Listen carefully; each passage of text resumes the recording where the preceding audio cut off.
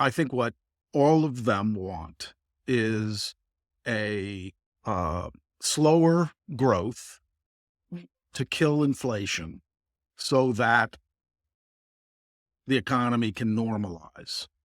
And that's not good for the stock market. I left Higher for Longer Island in January and started off what I call the Slowdown Sea. And it's I'm heading toward Recession Island. I have a lot of criticism about the Fed, and it's primarily around them managing their balance sheet. But from a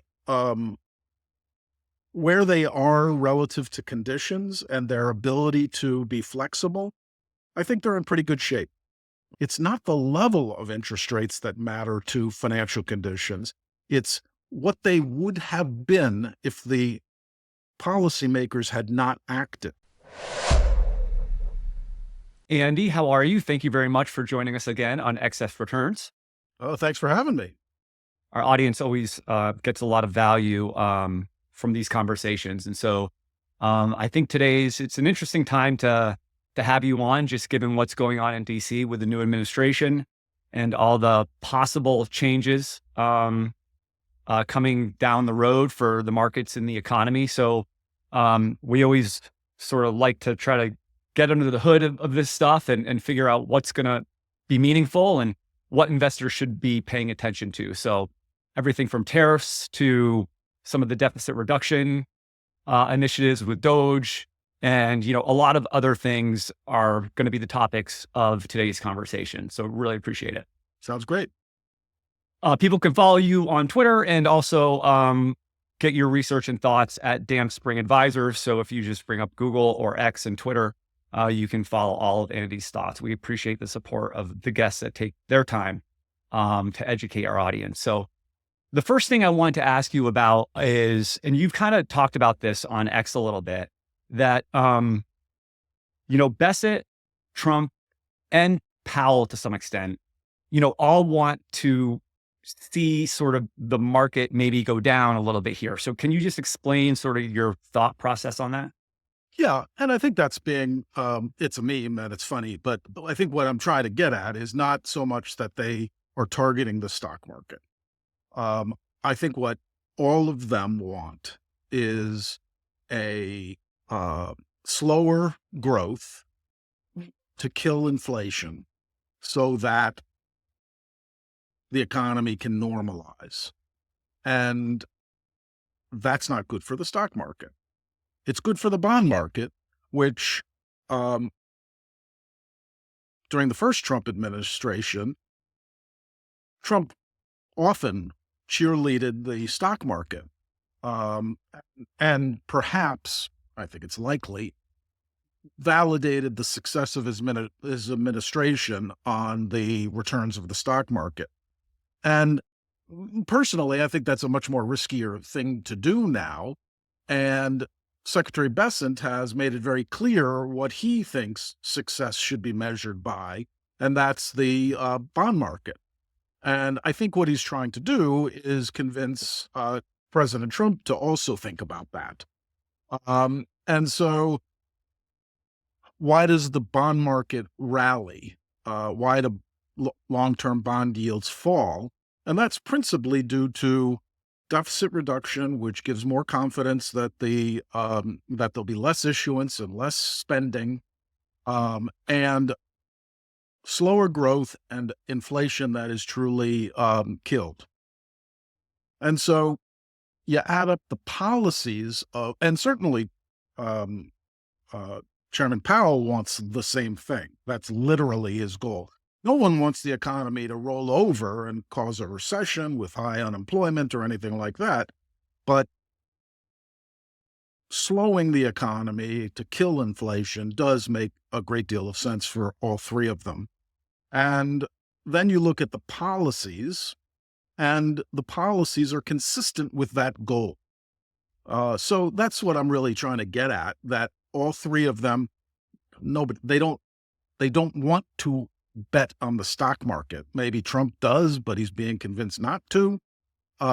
They want to enact policies and monetary policy that will kill inflation and return growth and to normal and be sustainable.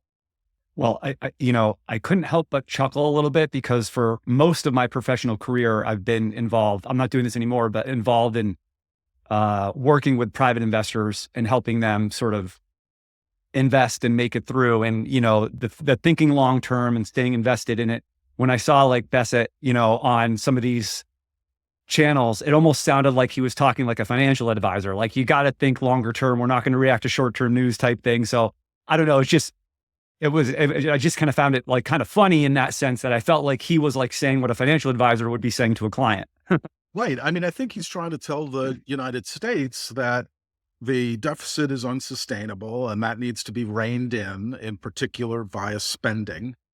And the inflation needs to be ended in order to get high quality real growth, primarily through things like deregulation that's sustainable, and to make smart investments, not short-term consumption, which he feels, and many of us do, but I think it's also been a bipartisan problem that for recently, and really for the last 40 years, in a bipartisan way, uh, uh, Congress and the president have spent more than they received in taxes. And so I think it's a good, thoughtful, long-term outlook, and I hope it works, but there are short-term consequences, because we do know that in order to make that short-term shift,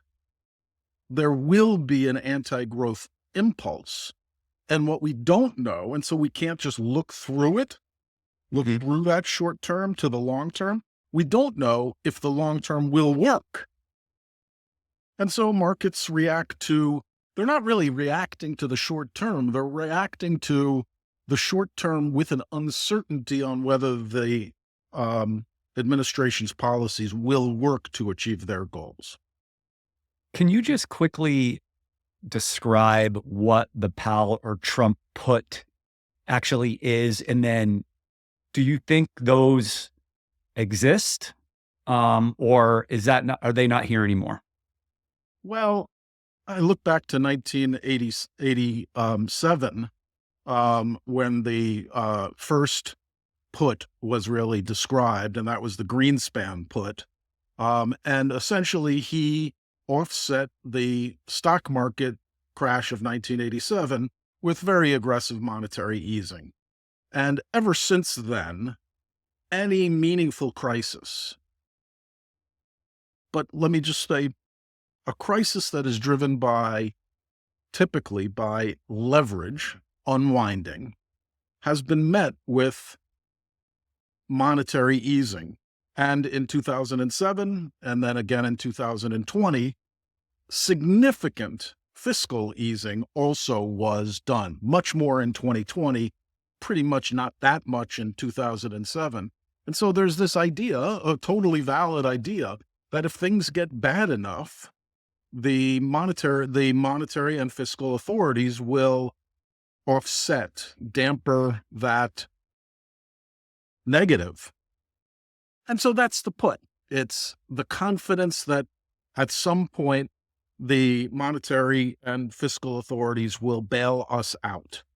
And so people rest on that and think that that means that their investments have lower risk. And in fact, they do. So then the question becomes, what sort of strike is that put? And I've never seen one that's anywhere really close to the market. Never. It's always way out of the money, and this one is too.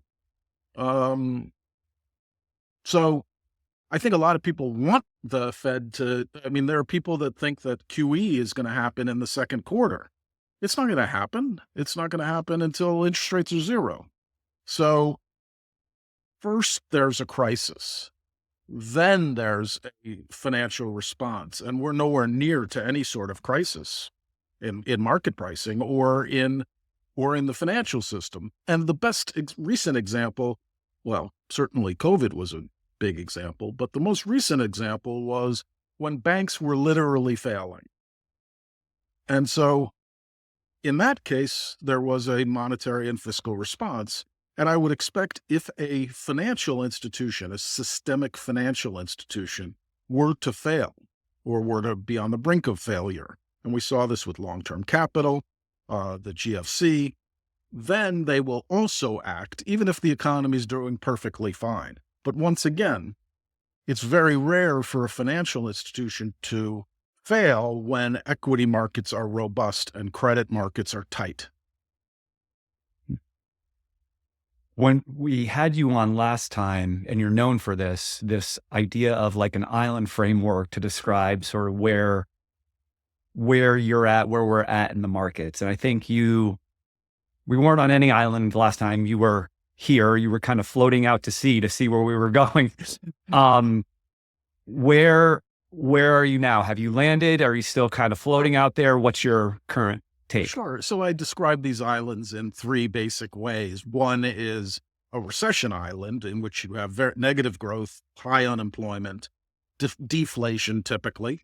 There's a little cove that's stagflation on Recession Island, but that only was hot in the 80s, late 70s.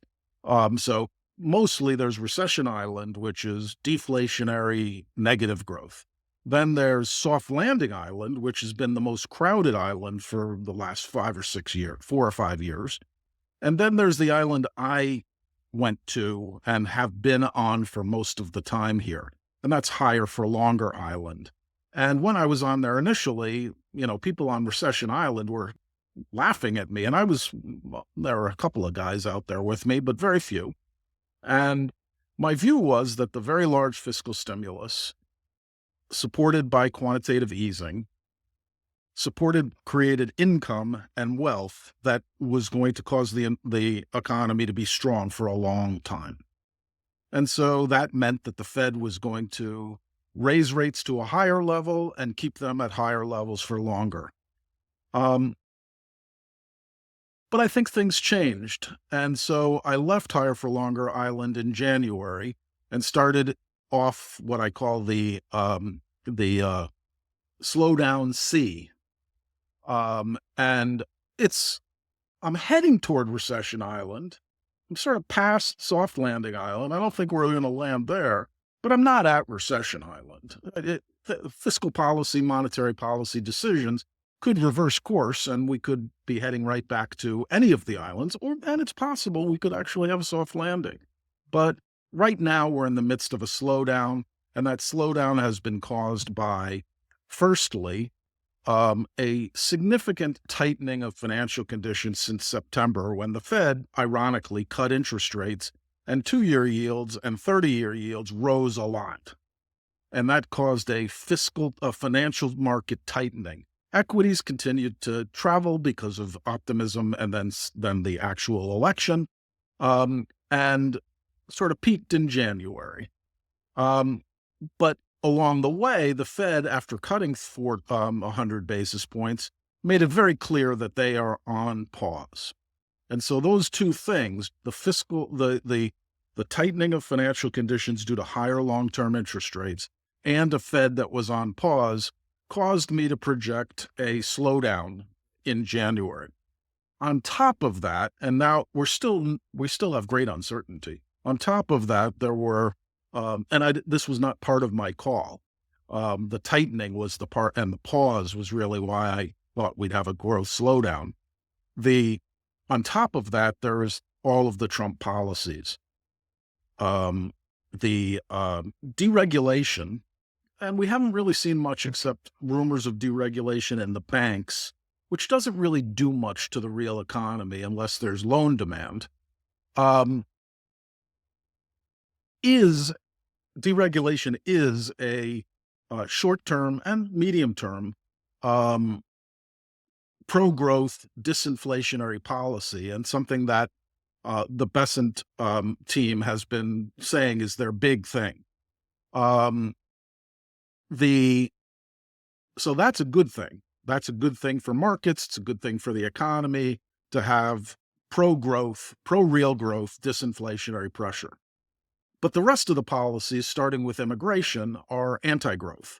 When you reduce the labor supply, that means you can produce less. And so the pace of labor growth in the United States has essentially flatlined. And so that should be anti-growth. And then there's expenditure cuts. And expenditure cuts are happening in two ways. One is the reconciliation bill, in which the bill that's now in the midst of being passed is cuts $1.5 trillion, primarily from the poor through cutting of Medicaid, income assistance, and food stamps. So that's when you cut the government expenditures, that's anti-growth. It may be desired. Maybe the government's too damn big, wasteful, not efficient, but it hits growth. There's no way of two ways about it. So that's anti-growth. Doge is, the expectations for Doge are pretty light. I think it's very partisan, but the middle of the spectrum sort of sees Doge maybe successfully reducing waste, fraud, and possibly muscle and bone from spending that is between $100 and $200 billion per year. There have been claims of 2 trillion. There have been claims that nothing is happening, and I think that's a partisan thing.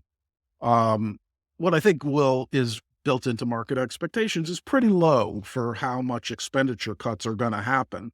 And that's partly because it's very hard to legislate, that some of the expenditure cuts aren't going to change the budget. And so you have Congress that has to get on board with that, but they also have some tax cuts that they'd like to do. So there's that. And then I guess the last thing, which is getting all the attention, undeserved in my view, but all the attention in markets, is tariffs. And tariffs have a negative hit to growth that is a level change in growth, and a positive, an inflationary level change in prices. And so add them all up, that's a fairly anti-growth set of policies. And so on top of financial tightening, monetary tightening and a Fed on pause, you have the necessary legs to cause a fairly meaningful slowdown. Not a recession, but a fairly meaningful slowdown. Markets were entirely not priced for such a thing. And that has begun, sort of in a scare way, has begun to scare people, but there's nothing in the data that indicates that this slowdown is underway. So I think that comes. So we first had a leg down in equities, slight increase in credit spreads, slight rally in the front end of the yield curve, bond markets rallied. But that was a scare. Now we're in the period of time where we actually get the slowing data. I would expect April and May to show some actual slowdown.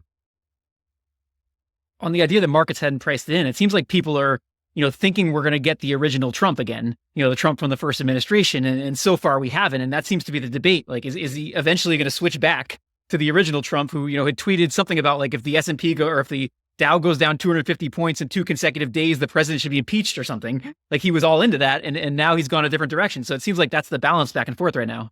Right. And so for me, there's all this sentiment, and that things like the puts, the Trump and Powell puts, frankly, their behavior, I mean, everyone always eases. It's built into everyone's psyche that anytime the things go bad, they ease. And so, yeah, there's definitely a buy the dip mentality because of confidence that they'll flip. I think that's fine.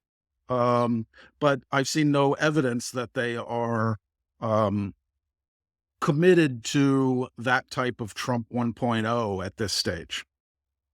On the puts, do you think there's an economic reasoning for why they should exist? Like, there's been charts going around Twitter talking about how now that more people own stocks, the wealth effect has a bigger impact. The effect of a 10% decline in the S&P is much bigger on GDP.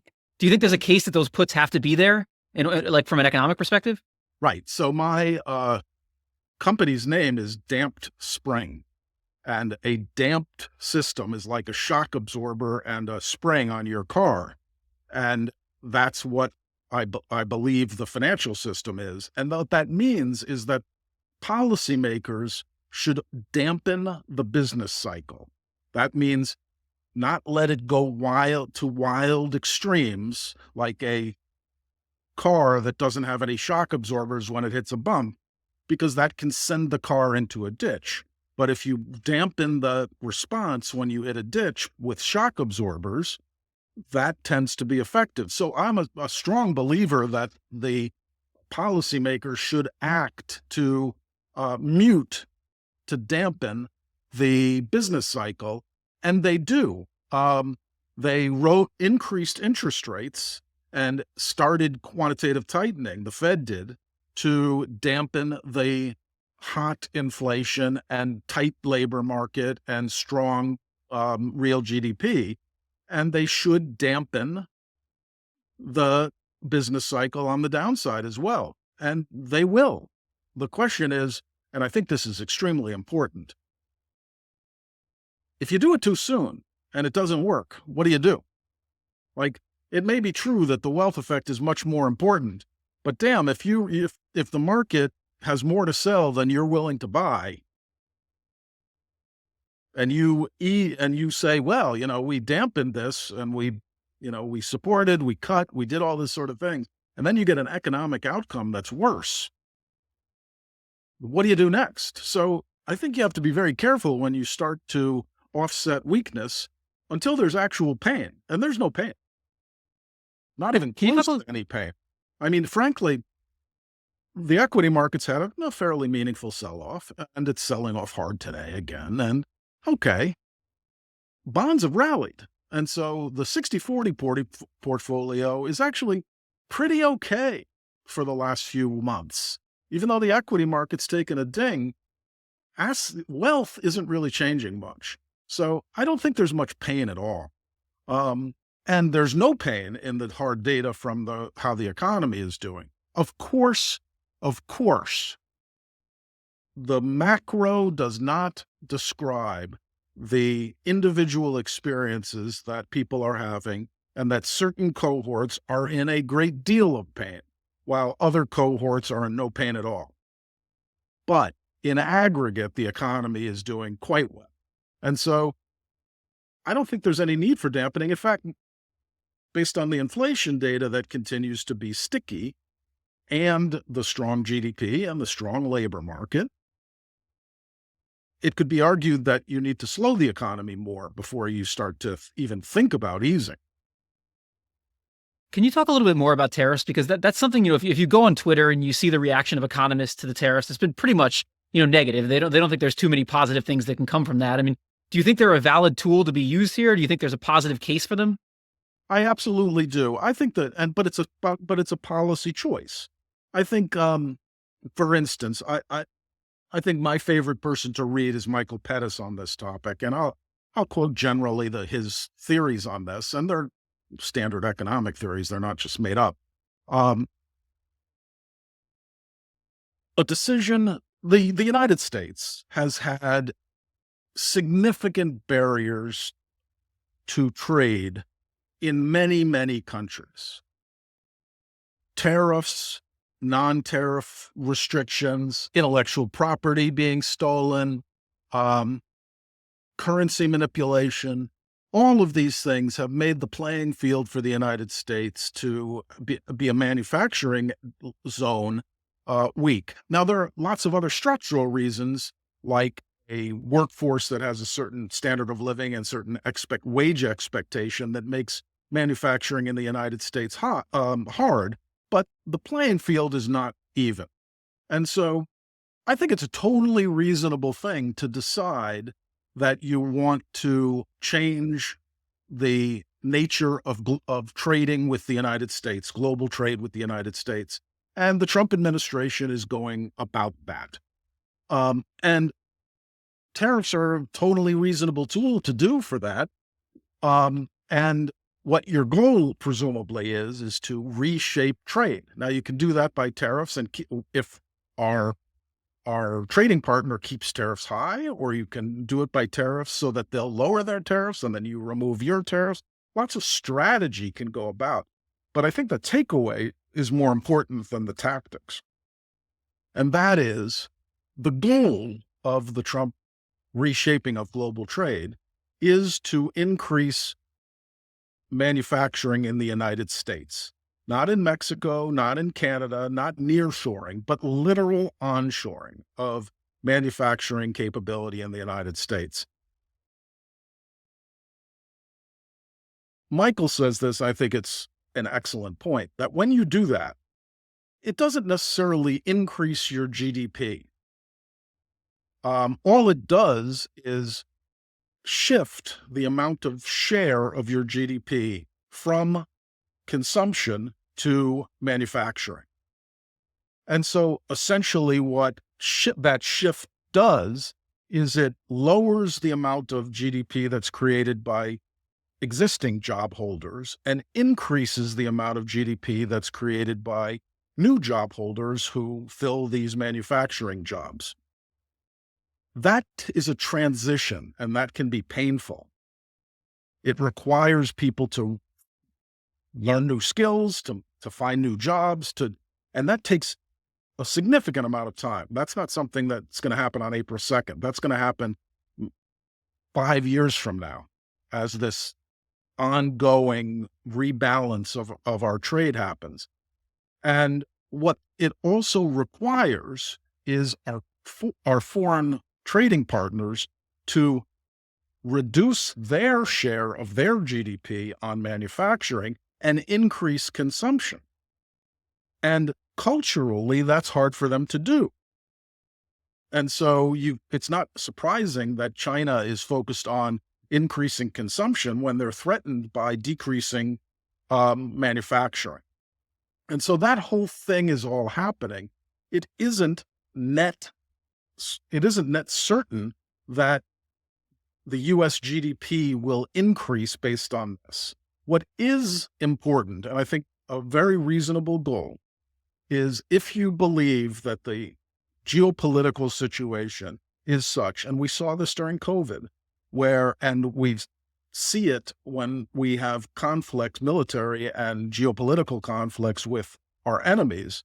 If you believe that it is important to have certain critical industries manufacture onshore for national security reasons, you have no other choice. I mean, you can do other tactics. You can do things like what the Chinese have done, which is subsidize their manufacturing. Or you can tariff. Lots of things. The goal is to increase onshoring in critical technologies. The tactics are a big mess. Nobody knows how they're all going to work. Nobody knows what the tariffs are going to be, how long they're going to be kept. Are they well determined? Like, you don't want to tariff mangoes because we don't make mangoes in the United States.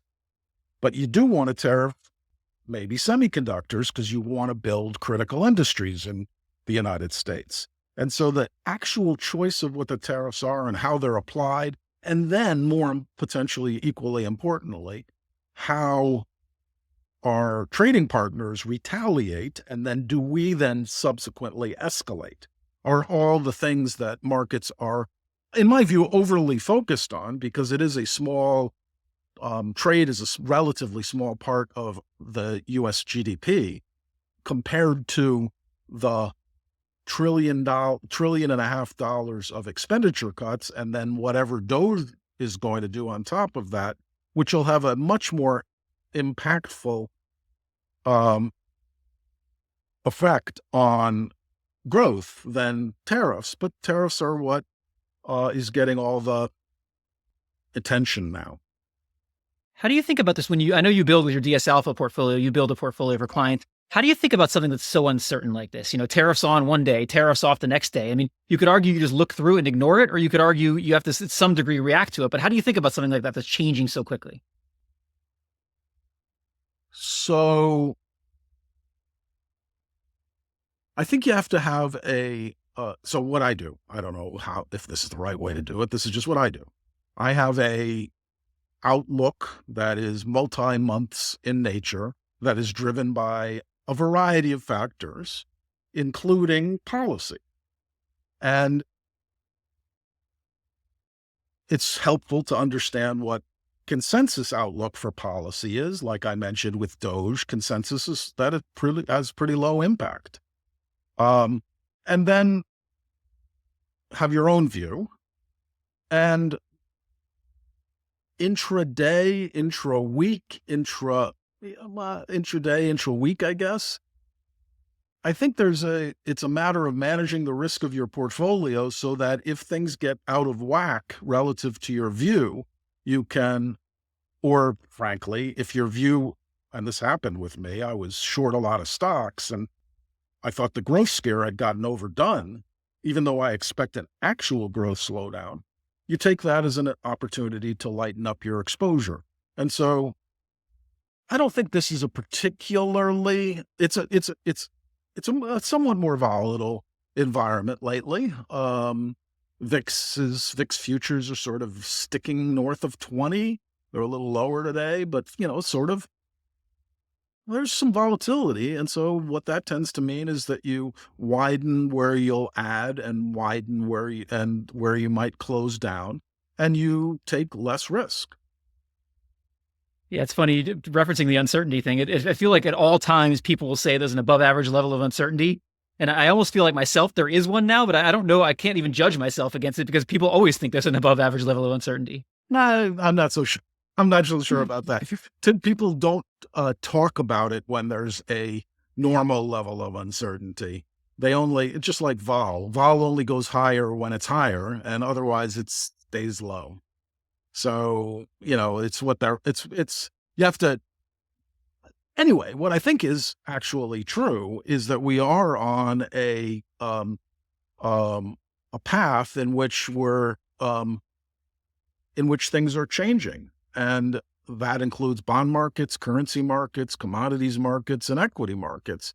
And so it's likely when you have some sort of shift that you have more volatility. And I expect that to, by and large, continue. You mentioned Doge and the consensus in terms of what they could do. I just want to get some more of your thoughts on that, because on one hand, you look at the budget and there's some very, very big line items, interest, defense, Social Security, Medicare, that are going to be tough for them to do anything to. So you say, and from that perspective, it's going to be hard for them to do a lot. But then you hear a lot of optimism they might be able to do a lot. So how do you think about that balance in terms of what they can accomplish in terms of actual deficit reduction? I've looked, listen, I'm not an expert, but I've looked at those numbers from a bottoms up standpoint and made estimates of what I think is possible. One of the stories is that we have contractors, and I think the number for the contractor number is something like 700, about 10% of the budget, in which the budget, most of the budget money actually just goes to people, like Social Security, salaries for military, all these things just go to people. But some of them go to contractors for services that they provide the government. I think the number was 750 billion out of the 7 trillion roughly of expenditures. And one of the conversations that has happened is, let's renegotiate those contracts, squeeze the supplier, squeeze the contractor, so they either reduce employment or they provide the service that they're providing to the United States for a lower price. And listen, we all think about that. Hey, let's cut our, the salaries of our service providers. That's a pretty good place. Now those people are part of the private economy, and so they're probably public companies and all that. So you have to recognize that impacts them as well, impacts on employment, et cetera. But pick a number. Is it reasonable to assume that all of the 750 billion of contracts can be renegotiated? And to what? 10%? 40%? Well, it's probably somewhere around 10%. And so that's 75 billion. And so when I added it all up, unless you actually stop money going to real people, like Social Security, Medicare, you really can't get much more than 300 billion out of that. And that includes all the fraud and waste and all those things that Doge focuses on. But, that's just me. That's sort of where I'm at. I'm all for Powell. One of the things that when you talk about this stuff, people are like, well, you must be you must be pro-government if you think or you must be naive if you don't think we can cut the deficit by $2 trillion. And I would say, no, I'm just doing the numbers. And if you want to, you can cut whatever you want. There's certain things you can't, but like the interest, but you can cut whatever you want, but there's just a consequence and there's a political reality and whether you can do it. And so my outside number is 300 billion. My inside number is 100 billion per year. And I think consensus is closer to my lower number at this stage. Yeah, it's challenging for someone like me who doesn't know a ton about this. When so much of this is done, back and forth, both sides on Twitter. If you remember the thing about all the people that were dead, that weren't marked as dead in the Social Security database. On one hand, you're like, well, that's a big problem. And then they're like, well, we're not actually paying them, so it's not a big problem. And then they're like, well, actually, they're applying for different programs rather than Social Security, so it is a problem. And you just see that back and forth all the time. And it's hard to figure out what to make of it. I think that I basically assume that everything I read on Twitter is propaganda, either for or against anything that's happening. And I would say that without a doubt, the Doge effort is more about propaganda so far than anything. And that is great because one thing about propaganda, it gets people moving. Is it the way I'd do it? I don't know. I mean, if you didn't put out crazy numbers, or if you didn't say, we're going to the moon, would you ever get there? I'm not so sure. So I get the idea of highlighting these crazy things that turn out to be false. That wouldn't be my way of going about it, but I get the idea. And so I'm assuming that it's all propaganda. And so what I do is I just say, okay, what can be done, what has been done, and what will be done through legislation. And I just want to say, I think your point about, doing your own research, verifying, a lot of times we're stuck in like these echo chambers and people aren't digging. And unfortunately, that's just the attention spans of people these days. But hopefully the people that are listening to this, that's an important takeaway for anyone. Do your own research. Don't just assume that, it's correct. So I appreciate that for sure, Andy. Sure. So the issue underlying a lot of this is the national debt. And you see a lot of stuff on both sides of this in terms of how important this is. I mean, I think Ray Dalio has a book recently talking about how this is a potential debt crisis we're about to face. And you're probably my guy to go to here to think about, like, is that really something we should be worried about? So how do you think about the national debt and the risk that it poses? Yeah. So Ray's book, unfortunately, doesn't actually come out until September. I've ordered it. And he's on a speaking tour to publicize it. And of course, he's selling a book. And having worked with him for a number of years, I would say, he thinks big thoughts and they don't necessarily play out in the time frame he has them. And the way he manages money is very different than the way he sells a book or writes a book for that. So I'm not going to take much from that. But to answer your question, I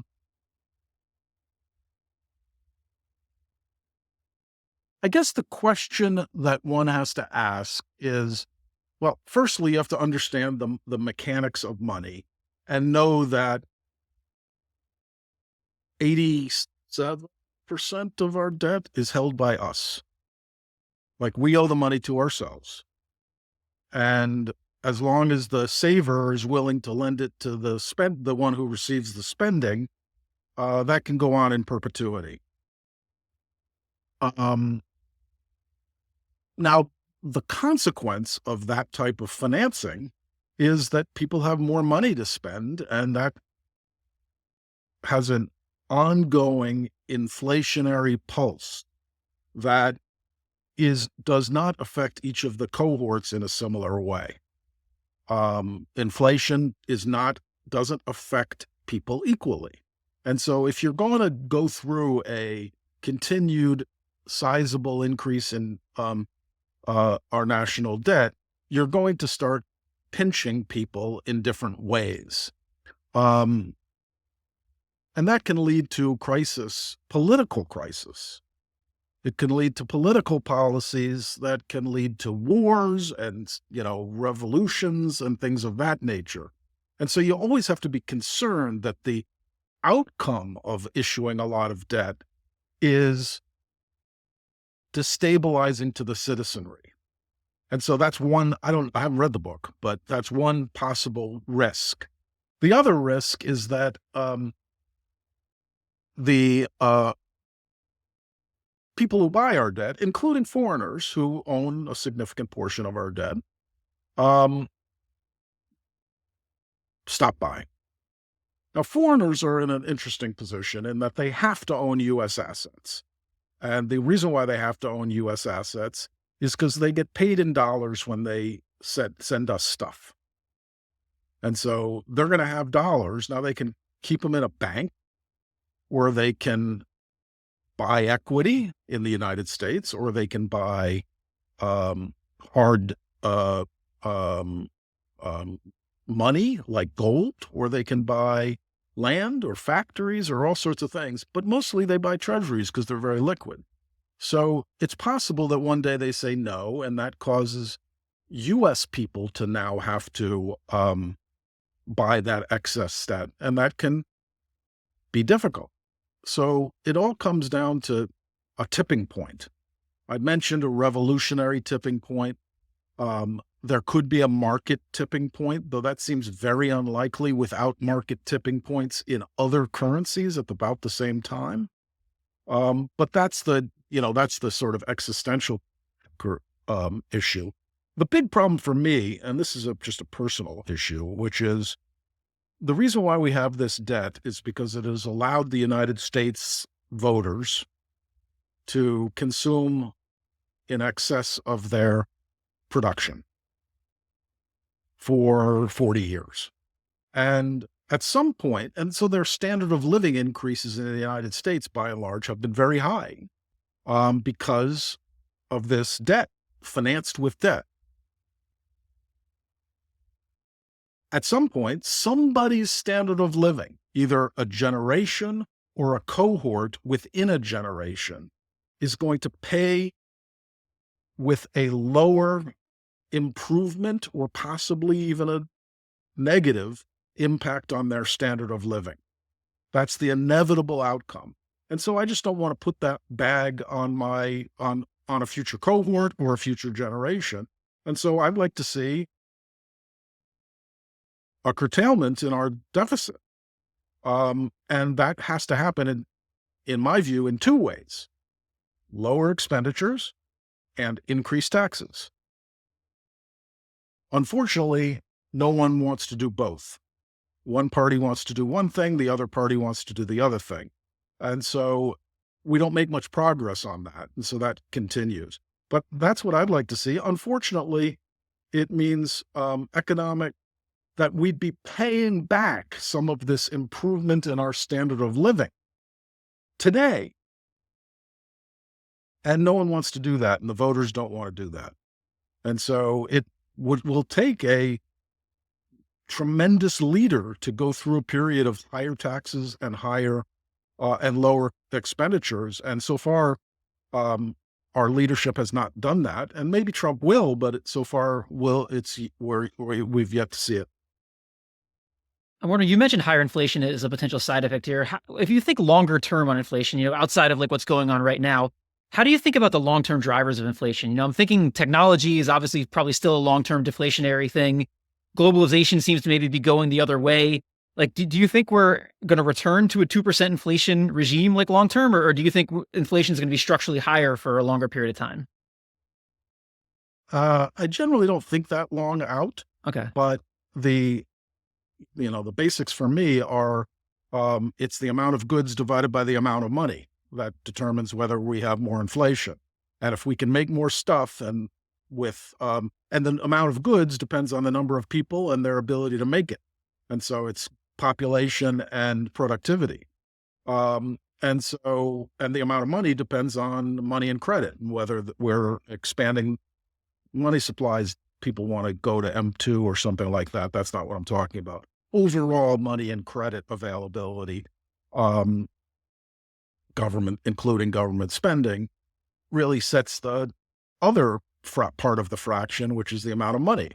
And so, to me, in order to have a low inflation, you need to have population growth and productivity growth and modest monetary growth.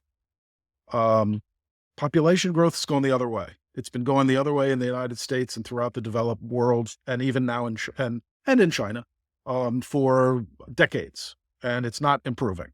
No one's having kids, and that creates and so that leaves it to be immigration, where you import your population, and that's going in the opposite direction in the United States and everywhere around the world.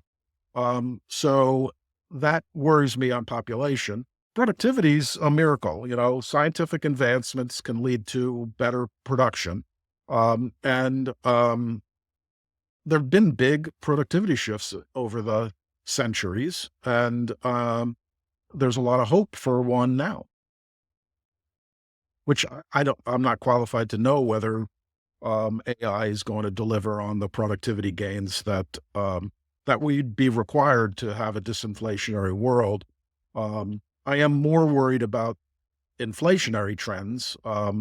In particular, one of the things about deglobalization that I mentioned when we started is that by creating inefficient capacity on our shores,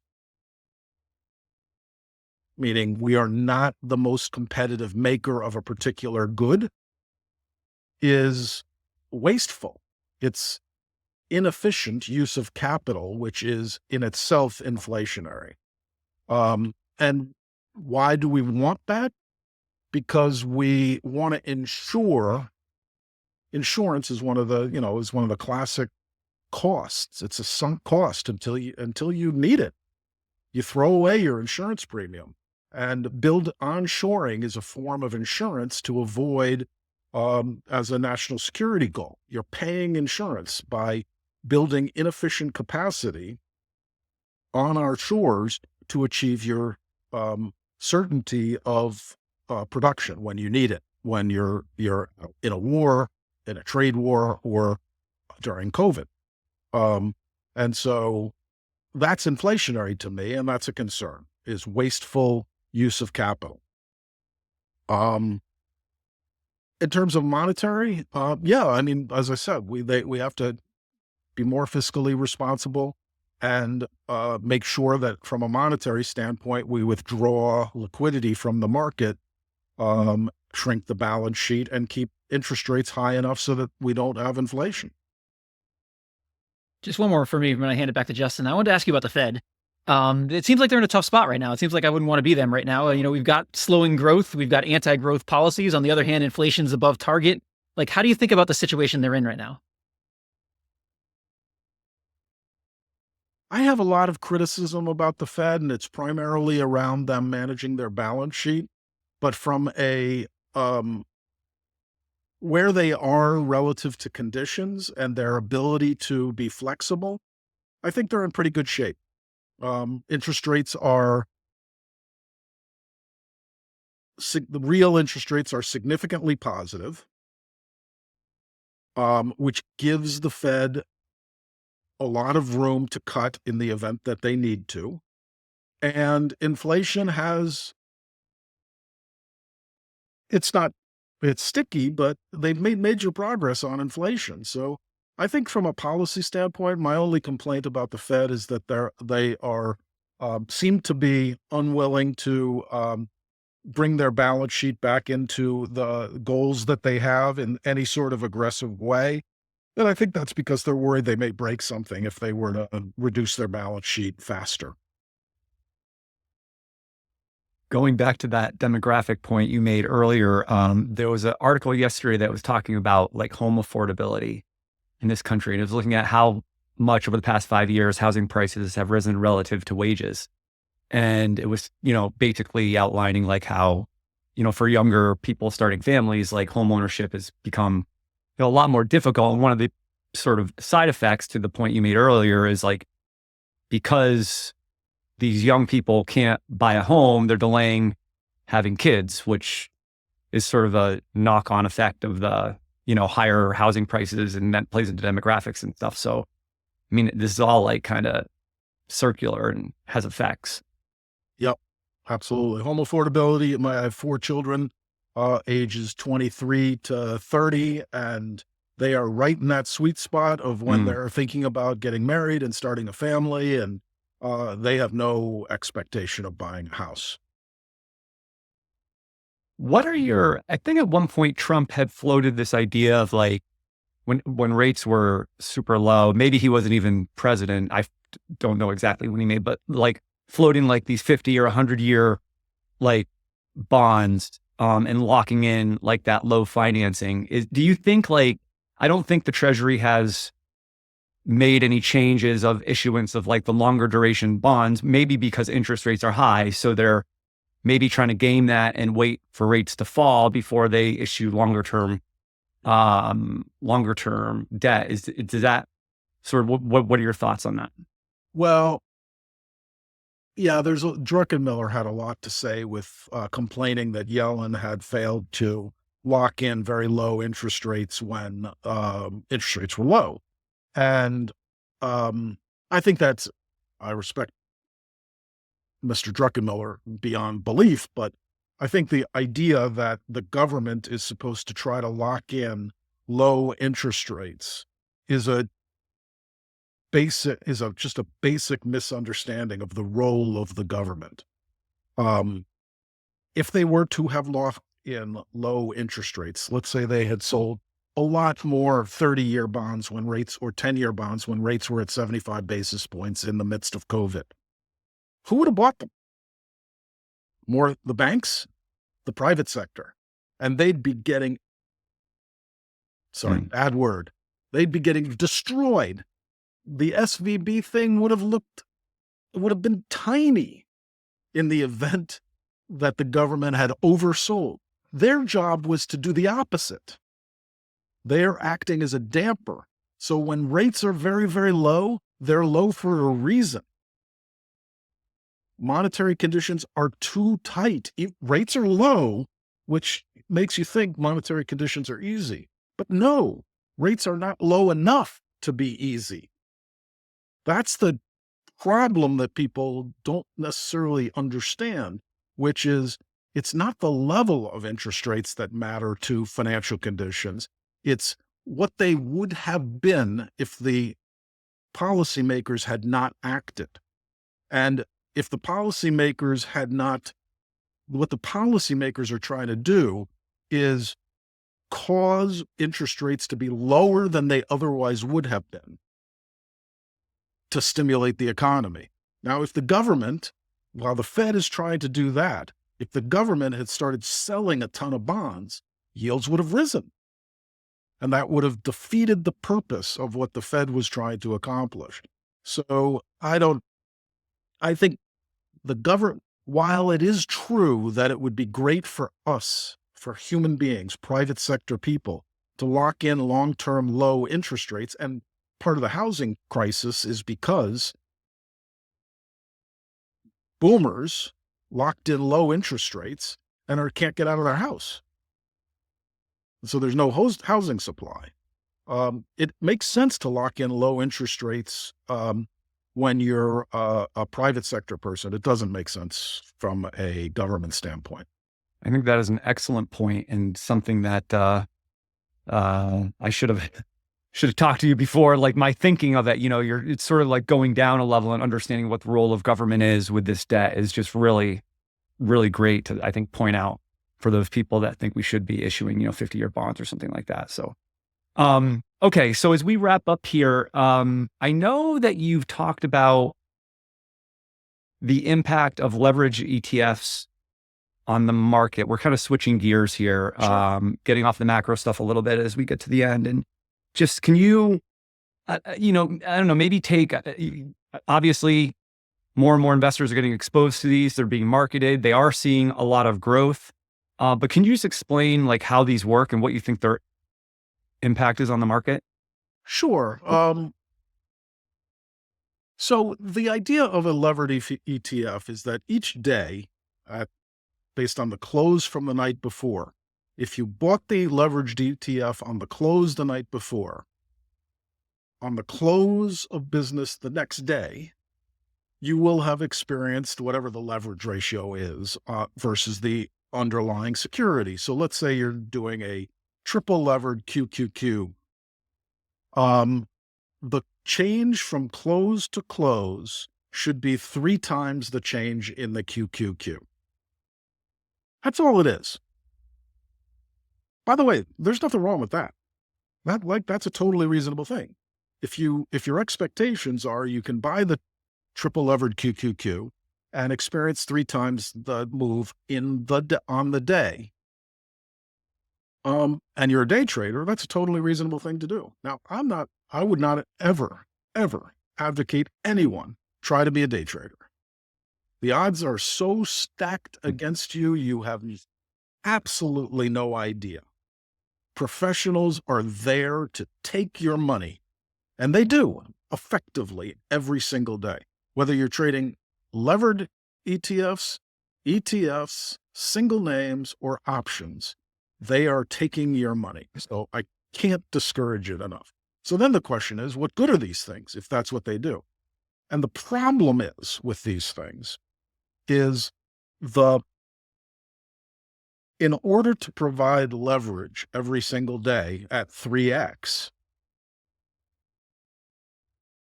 on the close of the day, the triple levered ETF needs to do a bunch of trades.